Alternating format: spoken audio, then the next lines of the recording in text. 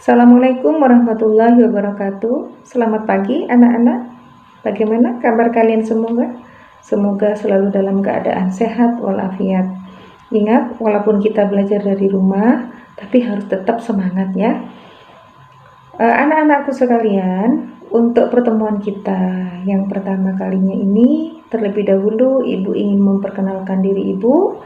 Nama Ibu Hamzawati, kalian bisa memanggil Ibu Buati. Nah, Ibu adalah salah satu guru SMA Negeri 1A Sembagos, pengajar mata pelajaran biologi. Anak-anakku sekalian, tentunya pada saat kalian masih di kelas 10 sudah pernah diperkenalkan dan mempelajari tentang sel. Nah, untuk video kali ini kita akan mencoba untuk membahasnya lebih dalam lagi ya, tentang struktur dan fungsi dari sel itu sendiri. Yang pertama adalah bagaimana pengertian dan fungsi dari sel itu. Ya, pengertian sel adalah unit struktural dan fungsional terkecil pada makhluk hidup. Ya. Kenapa disebut sebagai unit struktural? Karena di sini menandakan bahwa sel merupakan penyusun dari tubuh makhluk hidup itu sendiri. Lalu bagaimana sel dikatakan sebagai unit fungsional? Ya, di sini bermakna bahwa sel di sini melakukan fungsi atau proses kehidupan seperti perombakan, kemudian sintesis, respirasi, dan lain sebagainya. Jadi kenapa sel itu disebut sebagai unit struktural dan fungsional terkecil pada makhluk hidup? Kemudian sel yang pertama kali ditemukan oleh Robert Hooke ya. Robert Hooke di sini melakukan suatu penelitian di mana beliau mengiris suatu batang tanaman, di sana menemukan ruang-ruang kecil yang kosong ya. Nah, ruang-ruang kecil itu disebut dengan sel. Pada dasarnya, sel itu tersusun dari sitoplasma dan nukleoplasma. Kemudian kita bisa lihat ya, fungsi sel secara umum di sini yaitu sebagai tempat terjadinya proses respirasi atau pernafasan sel, lalu berperan sebagai alat ekskresi di sini. Kemudian juga berperan dalam proses sintesis, juga sebagai pewaris sifat dan transportasi. Jadi itu ya pengertian dan fungsi dari sel itu sendiri. Kemudian sejarah penemuan dan perkembangan sel ya, bisa kalian lihat di sini. Yang pertama adalah Robert Hooke ya. Robert Hooke ini melakukan penelitian pada tahun 1665. Ia melakukan pengamatan sayatan melintang gabus ya dari tumbuhan Curcusuber. Dia menggunakan mikroskop. Di sana yang ditemukan adalah ruang-ruang kecil, sehingga ruang-ruang kecil yang kosong sehingga disebut dengan sel. Kemudian dilanjutkan oleh ilmuwan berikutnya pada tahun 1831. Robert Brown ini menemukan sel yang memiliki ruang kecil yang dibatasi membran, dan dalam membran itu terdapat cairan. Nah, cairan itu biasanya berupa inti atau nukleus. Lalu dilanjutkan oleh Matthias Jacob Schleiden pada tahun 1838. Ia mengemukakan bahwa sel termasuk makhluk hidup karena tadi melakukan seperti pengertiannya, melakukan tugas fungsional ya. Jadi melakukan segala atau semua kegiatan dari sel itu sendiri seperti metabolisme, sintesis, dan lain sebagainya. Kemudian selanjutnya pada tahun 1858, Robert Vicroy di sini mengemukakan bahwa sel berasal dari sel yang sebelumnya. Kemudian disusul oleh ilmuwan berikutnya yaitu Felix Durjardin pada tahun 1869. Beliau mengemukakan bahwa bagian terpenting dari sel yaitu cairan.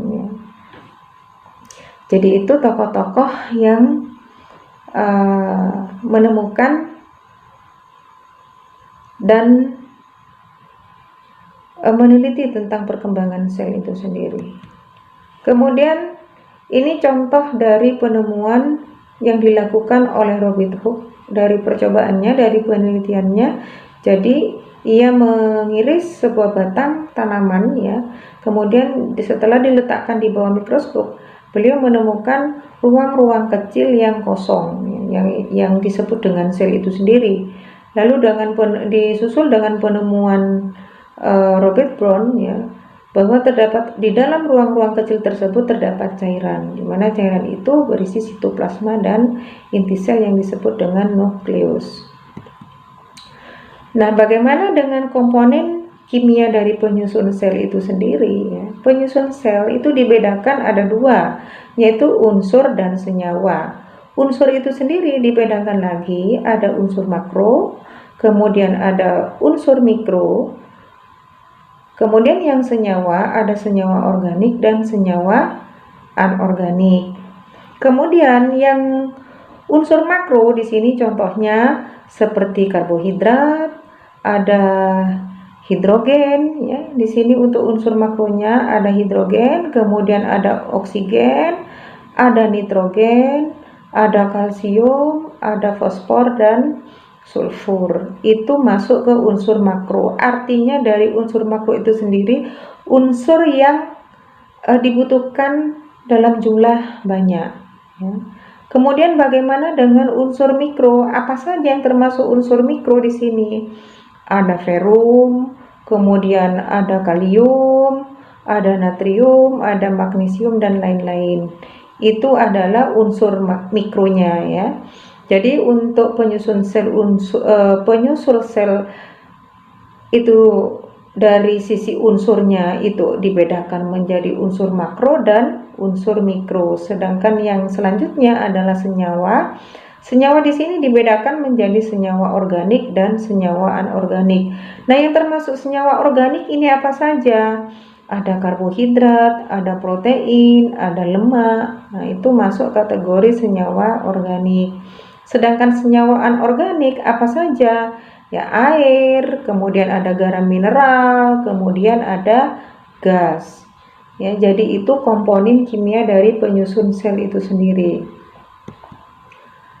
Nah, ini contohnya ya, karbon, ini karbon, ini fosfor, ini sulfur, kemudian untuk unsur mikronya ada kalium, ada magnesium, ada natrium. Jadi seperti itu anak-anak. Kemudian tadi untuk senyawa dibedakan menjadi senyawa organik dan anorganik. Nah, untuk yang organik ini contohnya karbohidrat, ada nasi, ada kentang, ini ya. Kemudian ada umbi. Jadi unsur karbohidrat ini masuk ke senyawa organik. Lalu selanjutnya apalagi yang termasuk senyawa organik? Ini ada protein. Ini bisa berasal dari daging ya, ikan, kemudian ada telur juga, susu, ini termasuk organik, termasuk protein ya. Lalu selanjutnya di sini ada lemak ya. Jadi lemak masuk ke dalam senyawa organik. Contohnya ini bisa lemak hewani, bisa lemak nabati. Lalu yang anorganik apa saja? Ini contohnya air, kemudian ada garam-garam mineral dan juga ada gas ya. Jadi paham ya anak-anak. Jadi untuk senyawa penyusun dari sel itu sendiri dibedakan ada organik dan anorganik. Nah, bagaimana struktur dan fungsi dari bagian sel itu sendiri? Nah, sel berdasarkan strukturnya dibedakan menjadi sel prokariotik dan sel eukariotik. Untuk sel prokariotik ini kita ambil contoh adalah bakteri. Kenapa disebut dengan prokariotik? Karena belum memiliki sistem endomembran. Nah, ini bagian-bagiannya. Untuk bagian luar ada dinding sel, lalu ada membran sel, ada ribosom, kemudian ada misosom ya, ini ada misosom, kemudian ada nukleolit ya, DNA. Kemudian paling luar ini ada flagela, di mana flagela ini berfungsi sebagai alat gerak. Selain ada flagela juga ada pili sini. Ini contoh dari sel prokariotik ya. Jadi kenapa disebut dengan sel prokariotik? Karena belum memiliki sistem endomembran. Jadi secara struktural atau secara struktur bahwa sel itu dibedakan menjadi dua, ada sel prokariotik dan sel eukariotik. Lalu berikutnya adalah sel eukariotik. Nah, sel eukariotik ini perbedaannya dengan yang tadi dengan prokariotik, bahwa pada sel eukariotik di sini sudah memiliki sistem endomembran. Contohnya adalah sel hewan dan sel tumbuhan ya. Ini adalah, kalau kita lihat ini adalah sel tumbuhan ya. Ini ada bagian-bagiannya, nanti kalian bisa pelajari sendiri. Lalu berikutnya, bagaimana komponen utama dalam struktur dari sel eukariotik? Yang pertama adalah membran plasma. Nah, membran plasma ini ada tulisan bagian luar. Ini bagian luar sel, kemudian bagian dalam sel. Bagian luar dari membran sel ya, itu disusun oleh fosfolipid ya, lemak ya. Selain ada fosfolipid, kemudian ada lemak dan fosfat. Kenapa disebut dengan fosfolipid? Karena tersusun dari lemak dan fosfat ini. Kemudian selain ada fosfolipid, ada glikolipid. Apa itu glikolipid? Lemak yang bersenyawa dengan karbohidrat. Sedangkan fosfolipid lemak yang bersenyawa dengan fosfat. Ya, jadi glikolipid adalah lemak yang bersenyawa dengan karbohidrat, sedangkan fosfolipid lemak yang bersenyawa dengan fosfat ya. Jadi paham ya anak-anak. Kemudian ada juga sterol ya, lemak alkohol. Kemudian selain itu, pada fosfolipid di sini memiliki sifat hidrofobik dan hidrofilik ya. Pada bagian fosfolipid ini dibedakan, ada bagian kepala, kemudian ada bagian ekor. Nah, untuk bagian ekor ini tersusun dari asam lemak ya. Ini yang bulat-bulat ini disebut dengan kepala bilayer ya, atau fosfolipid, di mana sifatnya di sini hidrofilik. Artinya hidrofilik ini suka dengan air, berbeda dengan bagian ininya, pada bagian kepala ya. Pada bagian kepala biasanya bersifat hidrofobik, artinya tidak suka dengan air. Pada bagian ekor ya, kalau bagian kepala di sini suka dengan air disebut dengan hidrofilik, sedangkan pada hidrofobik di sini tidak suka dengan air. Kemudian pada protein ini dibedakan menjadi protein intrinsik, kemudian protein intrinsik. Protein intrinsik di sini protein yang menembus dua lapisan lemak, yaitu bilayer.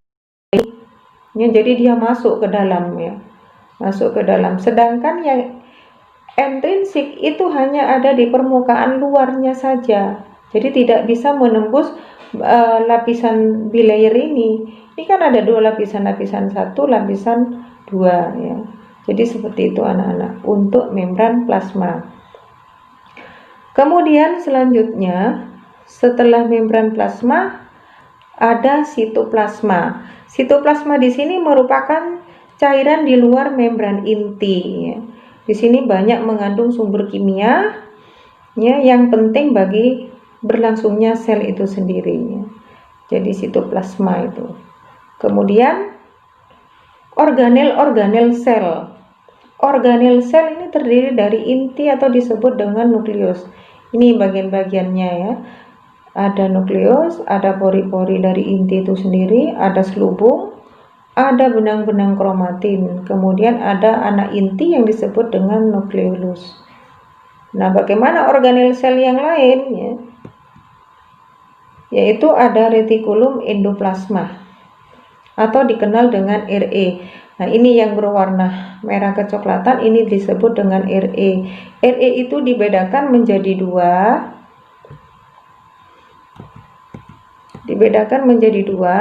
Ada RE kasar, ada RE halus. RE kasar ini kenapa disebut kasar? Karena ditempeli oleh adanya ribosom. Sedangkan RE halus tidak ada ribosom. Bintik putih ini adalah ribosom. Jadi seperti itu ya. Kemudian apa fungsi dari RE itu sendiri? Yaitu menampung protein yang disintesis oleh ribosom itu sendiri. Selain itu juga berperan dalam proses detoksifikasi.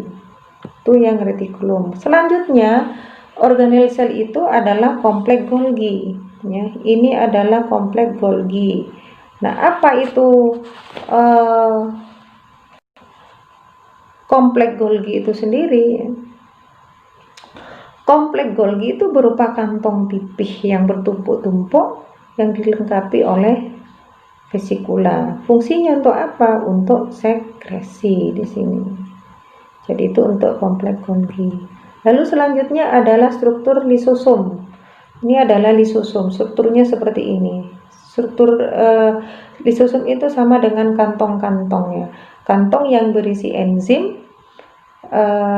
hidrolitik yang berperan dalam mencerna makanan secara intraseluler. Jadi ini mencerna intraseluler. Misalkan ada virus, ada bakteri, maka yang berperan di sini adalah lisosom untuk membunuh baik bakteri maupun virus. Lalu selanjutnya ada mitokondria. Nah, mitokondria di sini berperan dalam proses respirasi seluler ya. Dalam hal ini mitokondria menghasilkan ATP. Ini yang disebut dengan mitokondria atau bisa disebut dengan pabrik energi ya. Jadi demikian anak-anak untuk perkenalan kita tentang apa itu sel dan bagaimana fungsinya serta bagian-bagiannya. Jadi diingat bahwa struktur sel dibedakan menjadi dua, ada prokariotik dan ada eukariotik. Perbedaannya kalau prokariotik itu sudah belum memiliki membran inti, sedangkan untuk eukariotik sudah memiliki sistem endomembran ya. Demikian untuk pertemuan kita kali ini. Mengenai tugas-tugasnya nanti Ibu langsung chat di WA. Kemudian jangan lupa mengisi presensi yang sudah Ibu tulis di deskripsi grup ya. Jangan lupa itu kehadiran harus diisi. Demikian anak-anak, nanti kita lanjutkan di grup WA. Terima kasih. Assalamualaikum warahmatullahi wabarakatuh.